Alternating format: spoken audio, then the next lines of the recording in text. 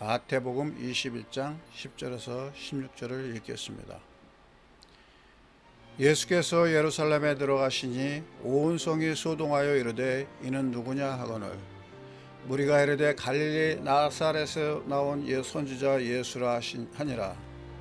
예수께서 성전에 들어가사 성전 안에서 매매하는 모든 사람들을 내쫓으시며 돈 바꾸는 사람들의 상과 비둘기 파는 사람들의 의자를 둘러엎으시고 그들에게 이르시되 기록된 바 내 집은 기도하는 집이라 일컬음을 받으리라 하였거늘 너희는 강도의 소굴을 만드는도다 하시니라. 맹인과 저는 자들이 성전에서 예수께 나오매 고쳐주시니 대제사장들과 서기관들이 예수께서 하시는 이상한 일과 또 성전에서 소리질러 호산나 다윗의 자손이여 하는 어린이들을 보고 노하여 예수께 말하되 그들이 하는 말을 듣느냐. 예수께서 이르시되 그렇다. 어린아기와 젖먹이들의 입에서 나오는 찬미를 온전하게 하셨다 함을 너희가 읽어본 일이 없느냐 하시고. 아멘. 할렐루야. 비가 와서 대지가 촉촉히 젖었습니다. 우리 마음 가운데도 하나님의 은혜가 촉촉히 젖어지기는 시간 되기를 바랍니다. 오늘 나눌 마태복음 21장은 예수님이 예루살렘 유월절 사역의 시작부를 다루고 있습니다. 예수님이 사람들의 찬송과 환호 가운데 예루살렘 성에 나귀를 타고 입성하십니다. 그리고 바로 성전에 들어가서 성전을 정화하십니다. 당시의 성전은 거룩함을 잃고 재물을 사고 파는 시장이 되고 성전세를 내기 위한 동전을 교환하는 사람들로 채워졌습니다. 또한 마태는 다른 거의 모든 장에서와 마찬가지로 예수님께서 병든 사람을 치료해 주는 내용을 기록합니다. 그리고 성전 안에서 갑자기 어린아이들이 등장합니다. 아이들은 호산나 다윗의 자손이요 하며 예수를 찬미합니다. 한쪽에서는 비둘기가 홀홀 날아다니고 동전이 가득한 상과 의자에 앉은 사람들이 예수의 외침에 놀라고 있는데 어린아이들이 호산나 다윗의 자손이요 하며 예수를 찬미하는 광경이 눈에 보이십니까? 굉장히 낯설기도 하고 어수선할 것 같은 분위기입니다. 그런데 더욱 어수선하고 갈등적인 상황은 바로 성전의 터줏대감인 대제사장들과 서기관들의 격앙한 반응입니다. 당연히 그들은 자신들의 관할인 성전에 예수가 나타나서 분개하며 성전 안에서 장사하는 사람들을 꾸짖고 또 한편에서 어린아이들이 느닷없이 찬미하는 그런 동시적인 상황에 얼마나 당황하지 않았겠습니까?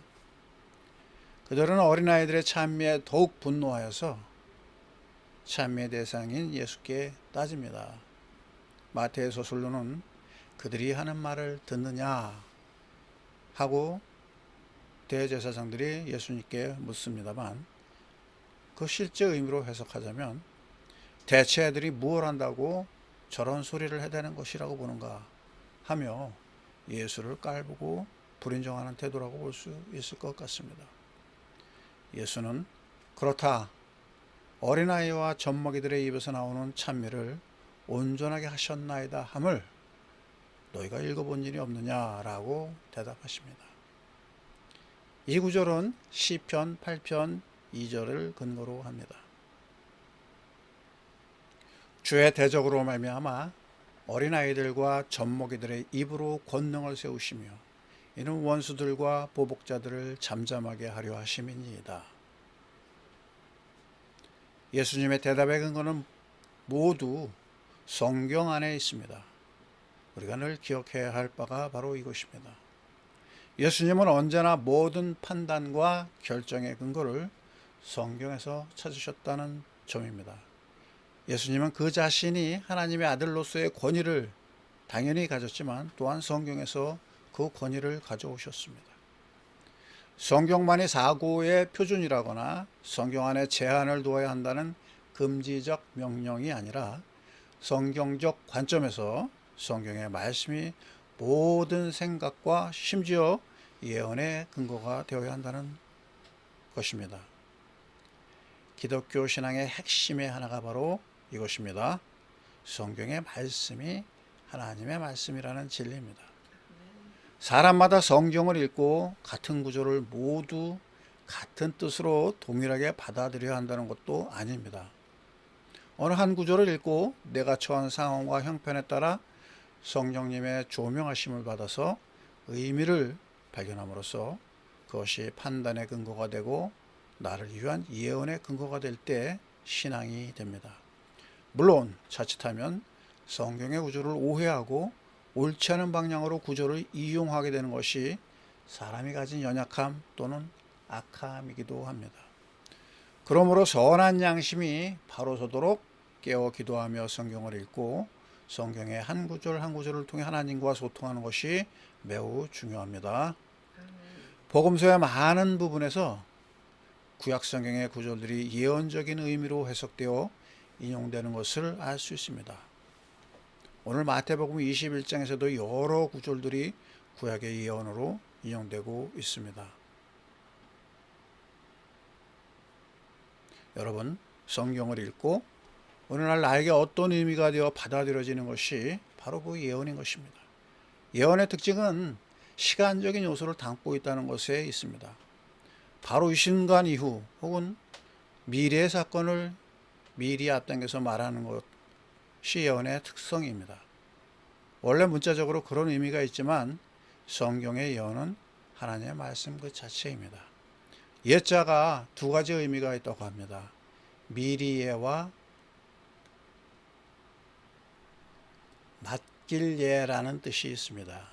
즉 미리와 맡겨졌다는 뜻입니다.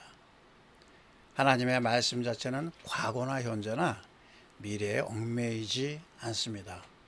하나님의 말씀은 시간을 관통하는 진리입니다. 그렇기 때문에 신약에서의 예언은 맡길예의 뜻으로 이해가 됩니다. 간단한 예로 사도행전 16장 31절은 이렇게 말씀합니다. 주 예수를 믿으라. 그리하면 너와 내 집이 구원을 얻으리라. 사도 바울이 감옥에서 간수에게 한 말입니다만 이 말씀은 엄청난 진리의 예언입니다. 시대와 사랑과 모든 상황을 관통하는 진리의 말씀이자 예언인 것입니다. 물론 때론 예언은 특정한 미래의 일을 미리 말하는 것이 포함됩니다만 우리 크리스천들이 의지하는 예언은 절대 점이나 주역과 같이 미래를 앞서서 말하는 것이 아닙니다. 말씀 그 자체가 나에게 위로가 되고 힘이 되고 지혜가 되고 믿음이 되고 또 미래적 기대가 되고 소망이 되고 의지가 되는 것입니다. 때론 성경의 모든 말씀을 꿰차야만 되는 것도 아닙니다. 저도 그렇지만 많은 사람들은 성경의 한마디 구절에도 믿음이 서고 그 말씀이 예언이 되어 미래에 대한 소망을 갖게 됩니다. 때로는 맥락과 상관없이 말씀이 개인적인 상황에 어떤 의미로 이해되어서 그것이 예언이 되기도 합니다. 경우에 따라 잘못된 것이 될 수 있지만 하나님의 말씀이 우리에게 긍정적이고 건설적인 방향으로 해석된다는 측면에서 볼 때 굳이 이러한 극히 개인적인 해석도 지나치게 폄하하거나 부정할 필요가 없습니다. 말씀은 살아서 운동하는 생명체 그 자체이기 때문입니다. 하나님의 말씀은 살아있고 활력이 있어 좌우에 나선 어떤 검보다도 예리하여 혼과 영과 및 관절과 골수를 찔러 쪼개기까지 하며 또 마음의 생각과 뜻을 판단하나니. 히브리서 4장 12절의 말씀이죠. 여러분, 그러므로 우리 성도들은 늘 말씀을 상고하며 그 말씀을 의지하며 그 말씀에 순종하고 그 말씀에 따라 생각과 행동과 판단과 계획과 모든 것의 기준으로 삼고자 의식적으로 늘 노력해야 합니다.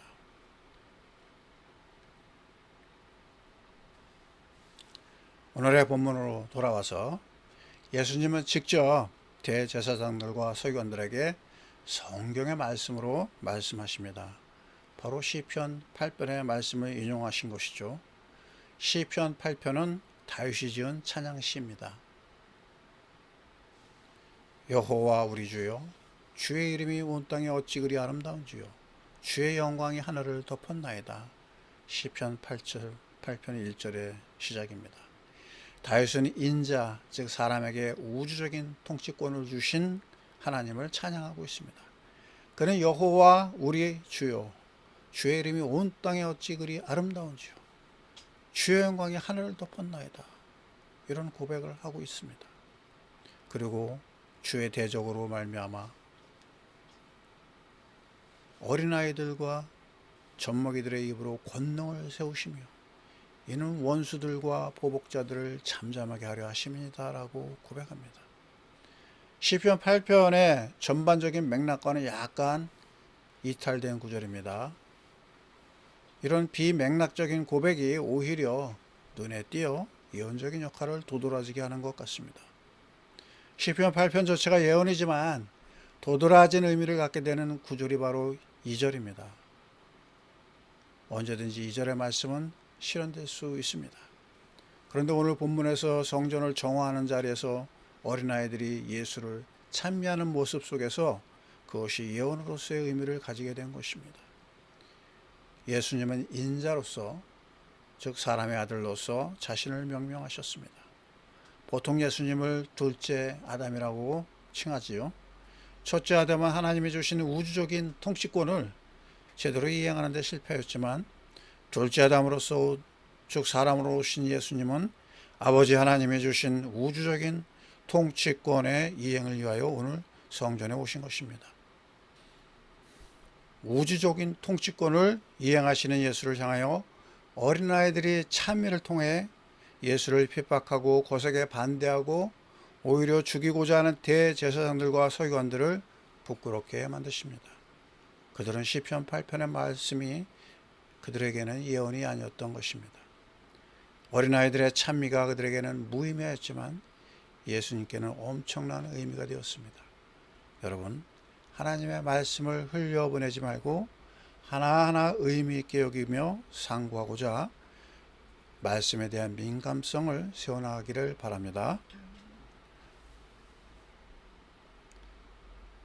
맹인과 전원자들이 성전에서 예수께 나아오매 고쳐 주시니 21장 14절의 말씀이죠. 여러분, 이 말씀이 또한 우리에게 예언이 되기를 소망합니다. 치료의 주님이신 예수께 나와 믿음을 고백하고 치료의 은혜를 누리시기를 축복합니다. 성박 베다니 마을에서 밤을 보내시고 예수님이 이른 아침 예루살렘으로 들어오실 때 시장하였습니다. 길가에서 무화과나무를 보시고 가까이 가서 보니 잎사귀만 무성하고 열매가 없었습니다. 주님은 무화과나무에게 이제부터 영원토록 내가 열매를 맺지 못하리라 말씀하자 무화과나무 잎이 말랐습니다. 제자들이 이를 보고 물었습니다. 무화과가 어찌하여 곧 말랐습니까?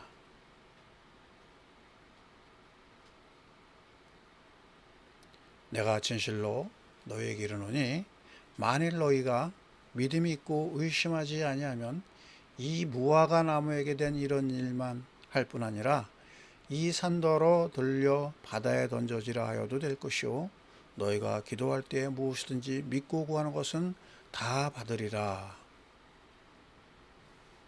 여러분, 오늘 이 예수님의 말씀이 우리를 위한 예언이 되기를 축복합니다. 이 말씀은 전혀 새로운 말씀이 아닙니다. 성경을 관통하는 진리이기 때문입니다. 요즘 점치는 사람들이 많고 또 찾아가는 사람도 많다고 합니다. 심지어 TV에서조차 이러한 점치는 일이 예능 프로그램으로 방영된 지 오래되었습니다. 아마도 점치는 사람들이 사람들의 마음을 읽고 그들을 외로워하는 말들을 하는 것도 사람들에게 많이 어필하는 그런 인간적인 눈으로 볼 때 긍정적인 효과가 있기 때문이고 사람들의 호기심을 또한 만족한다는 점에서 사람들에게 인기를 끄는 요인이 없지 않다고 봅니다. 그러나 이러한 일은 사람이 신의 영역에 스스로 들어가고자 하는 욕망을 전제로 합니다. 그러나 사람은 스스로 신이 되지 못합니다. 그래서 신접이라는 말이 있습니다. 신적인 존재로부터 들은 말을 대언하는 것입니다. 그러나 이는 사람이 해야 될 일이 아닙니다. 무당들은 이 신접을 위하여 온갖 방법을 동원합니다. 그들도 깊은 산중에 들어가 기도를 열심히 하고 방울도 흔들고 장구와 꽹과리를 동원하여 춤도 추고 돼지소도 잡고 심지어 작두도 탑니다. 자신들의 능력을, 신접한 능력을 보여주고자 하는 것이죠. 여러분, 이러한 것들은 일종의 신령한 권위를 확보하는 과정이라고 볼 수 있습니다. 그러나 그들이 만나는 것은 잡신, 귀신, 그런 것들에 불과합니다. 혹시 영험한 일들이 생길 수도 있습니다만 이는 궁극적으로 하나님을 부정하는 행위이자 불신앙이고 음란한 행위입니다. 접신한 자와 박수무당을 음란하게 하는 따르는 자에게는 내가 진노하여 그를 그 백성 중에서 끊으리니. 구약 레위기 20장 6절의 말씀이죠. 오늘 21장의 대제사장과 백성의 장로들이 예수께 묻습니다. 내가 무슨 권위로 이런 일을 하느냐? 또 누가 이 권위를 주었느냐? 여러분, 사실 이 권위의 문제는 중요합니다. 인간은 스스로 권위의 주체가 되지 못한다는 사실을 대제사장들이 알고 있습니다. 그들은 종교적 통솔자로서의 권위를 잇고 있었지만 예수님과 같은 권위를 보일 수가 없었습니다. 그러나 자신들이 하지 못하는 일을 하시는 예수를 보고서도 자신들이 가진 권위와 비교하고 있습니다. 진정한 권위를 보고도 볼 눈이 없었던 것입니다. 오늘날도 마찬가지입니다. 사람들은 권위에 약하지만 하나님의 권위를 보지 못하고 오히려 애써 외면합니다. 너무나 분명하고 가시적이고 진리인 예수 앞에서도 눈을 감은 채 그 권위를 애써 부정하는 대제사장들과 서기관처럼 높은 눈으로 나 자신의 생각으로 그리고 세상의 욕망으로 예수님의 참된 권위를 보지 못한 일이 없도록 경성해야 합니다. 예수님은 대제사장과 서기관들에게 비유의 말씀으로 경각심을 주고자 하십니다. 포도원에 나가서 일하라는 아버지의 말을 듣고 가겠다 하고 안 간 아들과 싫다고 말하였지만 막상 뉘우치고 가서 일한 아들의 비유를 말씀하셨습니다. 그리고 포도원의 주인이 포도원을 농부들에게 세주고 타국에 가서 추수 때에 종들을 보내었으나 농부들이 그 종들을 때리고 죽이고 심지어 아들까지 보내었으나 그 아들까지 죽이고 유산을 차지하자 하고 반기를 든 그 농부들의 비유의 말씀을 통하여 현재 대제사장들과 서기관과 바리새인과 백성의 장로들이 하고자 하는 일을 질타하시지만 그들의 마음은 오히려 예수를 죽이고자 하는 마음으로 굳어집니다. 예수님은 이 비유의 말씀을 하고 또 성경을 인용하십니다. 성경에 건축자들이 버린 돌이 모퉁이의 머릿돌이 되었나니 이것은 주로 말미암아 된 것이요 오직 눈에 기하도다 함을 읽어본 일이 없느냐. 시편 118편 22편 22절 23절의 말씀을 인용하신 것입니다. 여러분, 성경의 권위를 둡시다. 예수님은 그분이 하나님의 아들로서 권위를 가지고 계셨지만 성경의 말씀의 권위를 찾으셨습니다. 우리도 그리스도의 보혈의 피값으로 구원받은 하나님의 자녀의 권위를 부여받은 성도입니다. 그리고 예수님처럼 하나님의 말씀에서 권위를 찾고 믿고 순종하고 의지하고 고백하고 이기고 승리하는 성도입니다. 오늘 주님은 순종한 아들과 불순종한 아들의 비유의 말씀과 함께 분명하게 선언하십니다. 내가 진실로 너희에게 이르노니 세리와 창녀들이 너희보다 먼저 하나님 나라에 들어가리라. 31절의 말씀입니다. 그렇습니다. 이것이 바로 권위 있는 예언의 말씀입니다. 세상에서 권위를 자랑하고 그 권위를 향유하는 높고 고결하고 힘 있는 사람들보다 소외되고 힘없고 버림받은 사람들이 먼저 하나님 나라에 들어간다는 예수님의 말씀이 바로 우리에게 권위 있게 다가와야 합니다. 내가 누리는 권위가 아니라 나를 움직이는 권위가 무엇인가? 점치는 사람의 현란하고 신박한 권위인가? 하나님의 말씀인가? 세상의 것에 권위를 두다 보면 마태복음 21장에서 보는 것처럼 대제사장인들, 서기관인들 모두 살아계신 하나님의 아들로 오신 그분을 보지 못하고 오히려 비유에서 주인의 아들을 죽인 농부들처럼 되는 것입니다. 그들이 무서워하는 것은 오히려 예수를 선지자로 알고 있던 백성들의 눈입니다. 여러분, 세상의 어떤 것보다 하나님의 말씀에서 권위를 찾읍시다. 오늘 그 말씀은 다시 한번 말합니다. 누구든지 주 예수를 믿음으로 구원을 얻고 하나님의 백성이자 하나님의 자녀의 권세를 얻는다는 것입니다. 또한 오늘 예수님이 하신 약속의 말씀을 기억하고 나의 예언으로 삼으십시다. 너희가 기도할 때에 무엇이든지 믿고 구하는 것은 다 받으리라. 아멘. 기도하겠습니다. 하나님 아버지 감사합니다. 예수님께서 참된 우주적 통치자로서의 권위를 발견하고 믿고 감사하며 예수님의 말씀대로 믿고 기도하며 하나님 나라의 계승자로서 승리하는 모든 성도가 되게 하여 주시옵소서. 예수 그리스도의 이름으로 늘 기도하고 승리하게 하소서. 무엇보다 하나님 나라를 사모하며 말씀의 권위에 순복하는 자 되게 하옵소서. 예수님 이름으로 기도합니다. 아멘. 나를 만드시고